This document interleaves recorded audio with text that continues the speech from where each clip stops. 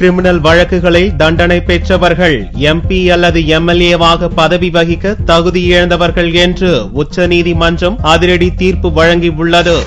Criminal வழக்குகளில் 2 ஆண்டுகளுக்கு மேல் தண்டனை பெற்றவர்கள் எம்பி அல்லது எம்எல்ஏ பதவியை இழப்பார்கள் என்றும் அவர்கள் தேர்தலில் போட்டியிட தகுதியில்லை என்றும் சட்டம் கொண்டுவரப்பட்டது. ஆனால் மக்கள் பிரதிநிதித்துவ சட்டம் 8 உட்பிரிவு 4 கீழ் தண்டனை பெற்ற ஒருவர் மேல் நீதிமன்றத்தில் அப்பீல் செய்துள்ள நிலையில் பதவி இழப்பிலிருந்தும் தேர்தலில் போட்டியிடுவதில் இருந்தும் அவர்களுக்கு பாதுகாப்பு அளிப்பதாக கருதப்பட்டது.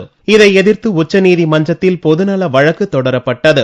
இவ்வழக்கு நீதிபதிகள் A.K. பட்நாயக், S.J. முகோபாத்யாயா ஆகியோர் கொண்ட அமர்வில் புதனன்று விசாரணைக்கு வந்தது.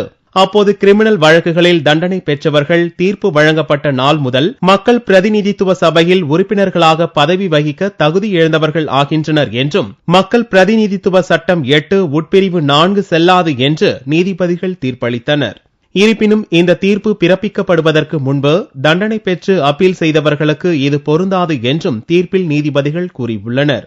இத்தீர்ப்பின் மூலம் இனிமேல் ஒருவர் கிரிமினல் வழக்கில் விசாரணை நீதிமன்றத்தால் தண்டனை விதிக்கப்பட்ட நாள் முதல் தனது எம்பி அல்லது எம்எல்ஏ பதவியை இழக்க நேரிடும். அவர்கள் தேர்தலில் போட்டியிடவும் முடியாது. நாடு முழுவதும் உள்ள 4835 எம்பிக்கள் மற்றும் எம்எல்ஏக்களில் 1448 பேர் மீது கிரிமினல் வழக்குகள் நிலுவையில் உள்ளன என்பது குறிப்பிடத்தக்கது. இந்த தீர்ப்பை வரலாற்று முக்கியத்துவம் வாய்ந்தது என்று பாராட்டியுள்ள முன்னாள் தலைமை தேர்தல் கமிஷனர் S.Y. குரேஷி அரசியல் முறையை சுத்தப்படுத்த பெரிதும் உதவும் என்றும் கூறியுள்ளார்.